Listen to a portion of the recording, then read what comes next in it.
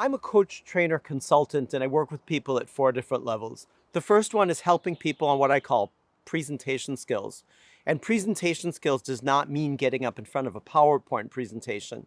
Presentation skills is how you show up, how you portray yourself, and the presentation skills helps with positive impact. How you ask questions, how you enter a room, and together the presentation skills and the positive impact, people bring to the table their leadership skills. There are two sides of leadership I help people look at.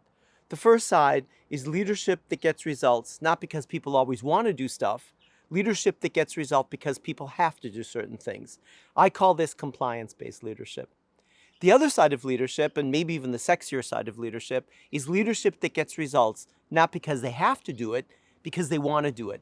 Because they see working for you, they see that a pleasurable and a fun voyage. They see you as the trusted advisor.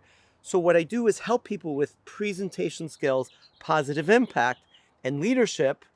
And then the last component, which is the bike chain that pulls us all together, is our emotional awareness.